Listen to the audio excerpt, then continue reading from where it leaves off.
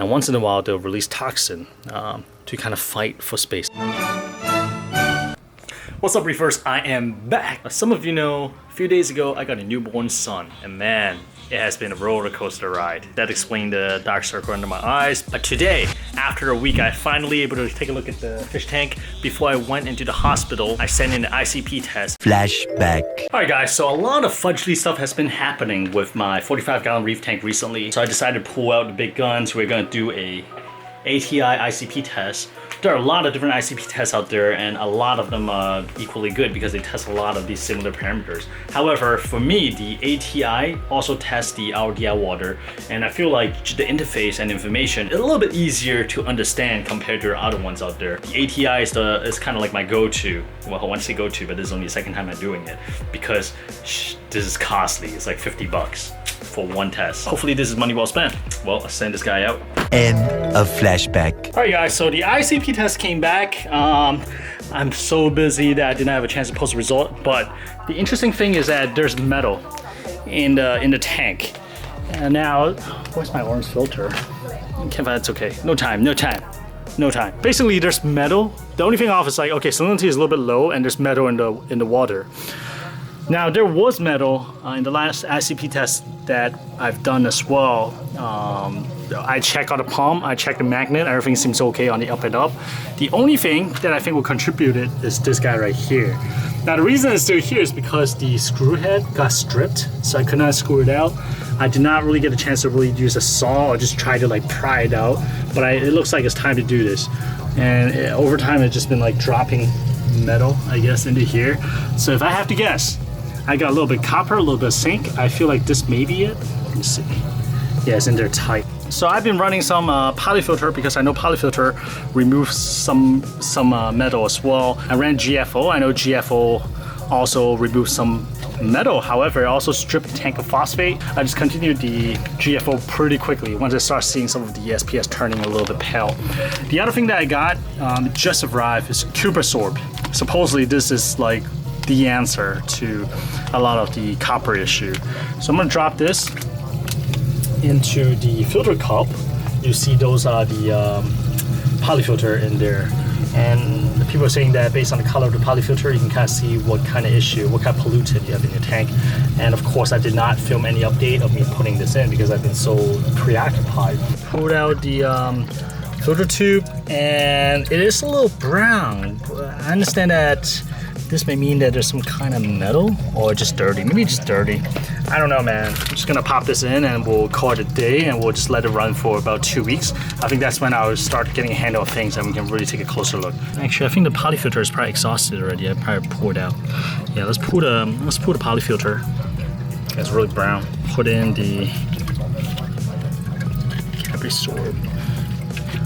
And again, this is to pull out any copper. Here's Emily. Emily, say hi. Last time I see you with a big tummy like that, huh? Last time you see me alive. Knock on wood. Jeez, man. So, this is a polyfilter.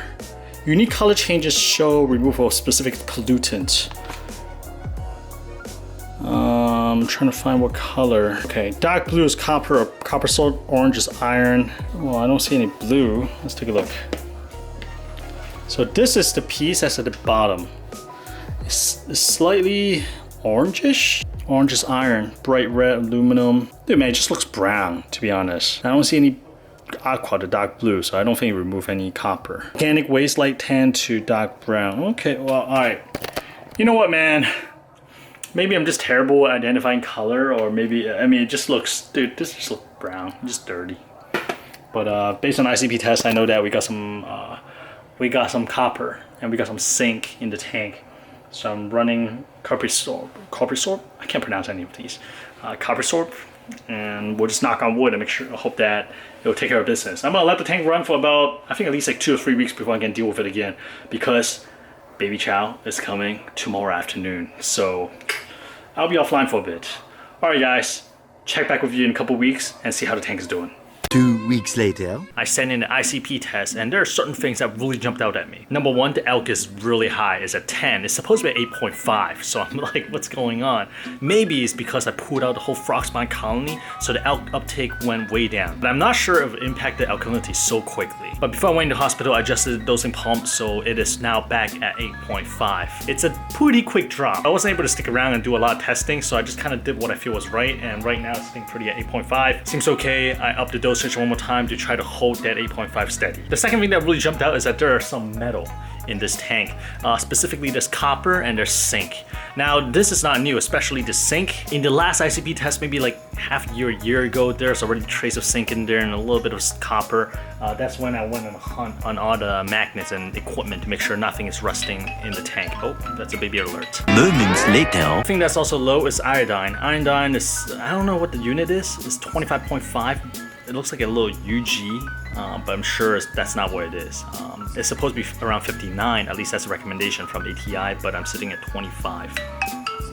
Baby alert again. Calcium sitting at 411 milligram per liter, which is good. Magnesium is 1425 milligram per liter, which is fantastic. I never really checked magnesium, so I'm really happy that it's within range. Iodine is 25.5. We should be shooting for 59 as recommended, so I will look into it. I'm really careful in terms of dosing iodine because I know you can really fudge up the tank if you overdose. Okay, now let's get to the metal. A couple of them is slightly raised. For example, nickel is a 2.25. We should be aiming at 0.46, but ATI said the level is okay. The ones that really raised my eyebrow is the copper, which is sitting at 6.61, and I should be measuring at 0.46, so that's quite high, and that's one of the element that ATI alerted me of. Zinc is sitting at 10.33, and I should only have 1.84, so it's almost like 10 times over. So these are two elements I'm trying to address. I think like the most obvious culprit that most people jump to is probably equipment, or specifically magnets. Magnets, I'm talking about maybe the backside of this ATO, which is in the past I have one that rusted, pumps, heaters, etc. And a lot of people is really cautious about magnets. There are two types of magnets I use. Type on the outside right now is the K&J. A lot of people use it on the inside as well because they're really coated and they're really protective. However, if that housing get cracked, if it looks like it warped and stuff like that, yeah, I mean there's like nickel and copper plate right inside. So that is one thing I'm gonna double check. The other type of magnet I use on the inside these days is the ceramic ones. These ceramic ones from Home Depot supposedly be safe to use and they should not rust, but I'm gonna do another inspection just to make sure there's no surprises. And another thing about magnet, thanks to Virtual Aficionado's tip, is that I never want to put magnet directly on, you know? You don't want to slam them together, especially a strong magnet like this, because as you slam them together, they may crack the housing and it will release all the metal. So far, everything seems to check out okay, and then I realized one thing as I look in the tank, and this is one thing that I know is in my tank. I've been procrastinating in terms of dealing with it to the point where it just become a part of the setup. Guys, look at this. I've talked about this before. I never addressed it. This is a screw from before I even got the tank. This is a screw right here that's been in this tank for 4.5 years, and it sits right above the sump, meaning that whatever happens here goes right in. And as you can see, what's happening here is that it's rusted really badly. And the reason it's been in here is because it has been stripped and there was not an easy way for me to get it out. So I was like, oh, okay, I'll do it next time. And next time turns into 4.5 years. So I have been dropping rust into my system. Yep, hashtag inappropriate reefer. And of course, when I do this, I'll just, no, it's in there pretty tight. Okay, you know what, guys? I probably should just cover it up first, right? By the way, this is a new mesh top. You know how my Yasha Gobi jumped? This is a really fine bridal mesh. Anyways, didn't have time to put it in there. Let me just use this to kind of cover up the sump so I don't add more rust to it in the process. Yep, yeah, it's turning. All right, guys, so here it is. Here's the 4.5 years rusted now. There was a couple like these metal hooks before, and all rusted, but I was able to pull those out, and that's what these guys are. I think that was the last one. Hopefully that addresses the copper and zinc, probably zinc issue. Keep an eye out. Should have done this like 5 years ago. Fun little thing, look at this. So I was messing with the tank, turn off all the flow, you see how things are oriented. But remember the roast bubble tip anemone that was stuck between two rocks, and I was trying to remove them from a rock and end up kind of splitting the foot. Look at this. I think it is in the process of splitting into two. So obviously there's like two different feet right here. But if you look right in the middle, they're still attached on the oral disc. It's bipedal. Huh, how cool is that? I caught them right in the middle of splitting. 1 week later. Hey, what's up, Reefers? It has been about a week and a half since the adjustment. I just want to show you how the tank looks today. Now the tank has totally became a roast bubble tip anemone dominated tank, and I'm okay with that. It looks nice. Look at that. There's like a huge center theme now, and I kind of like that look. What do you guys think? Let me know in the comments. And of course, the clowns are loving it. They now have a mansion, not to mention the porcelain crab also moved in. One interesting thing remains is that why do bubble tip anemone bubble up? For example, these are all the same morph. You notice that this one's bubbled up, this one is not. And we'll swing around to the other side so we can see the rest. And the ones at the back, the one at the top is, but the ones right below it, it's not. This is really, really strange. And that is one of the big mystery of reef keeping. And another really interesting thing is that two belly mini max anemones still right there. They're getting a little bit larger. And I just noticed that we got one in the back. So they are kind of multiplying, and the clones are kind of splitting off and doing their own thing. And since we're here, here's a Space Invader. Just get larger and larger really quickly now, which is a great thing. So one thing I read recently, one of you guys commented, is that I was trying to figure out why the frog spawn hammer and I guess like the chalice, look at the chalice, why these LPS are not doing well. And somebody mentioned that besides the possibility of course the metal, the lights, or the slight elk swing, which I'm kind of discounting that because it's not a bad swing. He said that maybe it was the soft corals, because he has a tank full of soft corals, and once in a while they'll release toxin to kind of fight for space. As they detect corals in a vicinity, they'll just send something out chemically in the water, and usually it's pretty nasty.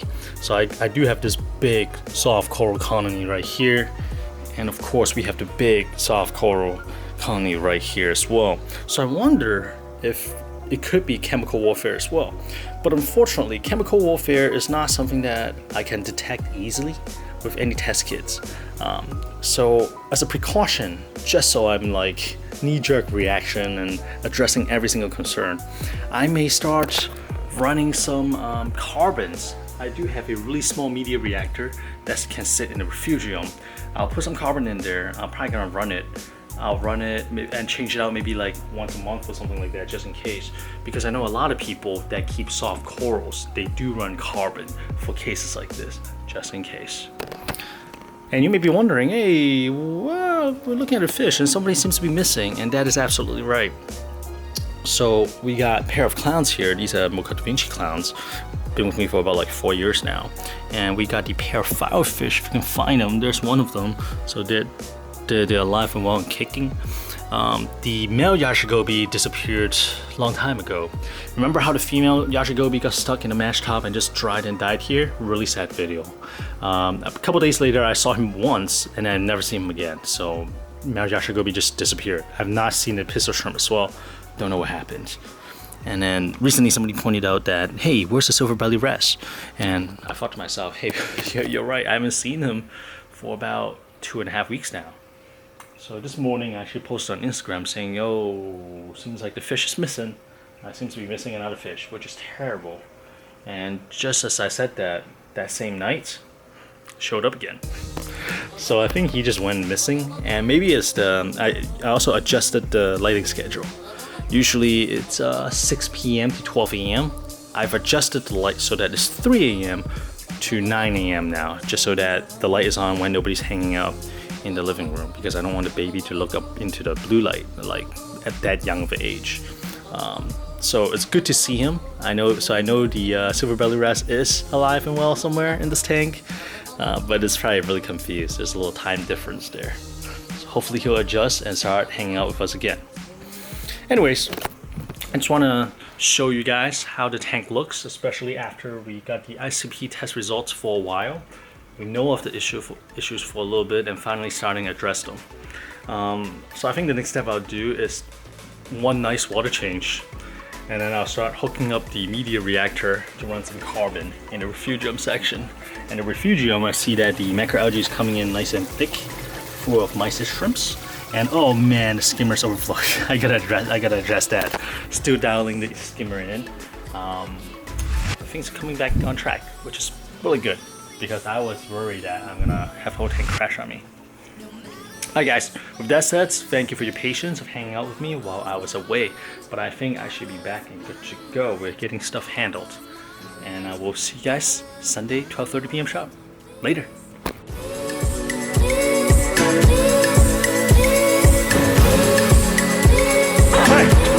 仲未剪頭髮啦？未啊！你喂，你個仔幾時剪啊？你個仔啲頭髮生快過我啊！想整個 K 拍咁嘅樣嘅。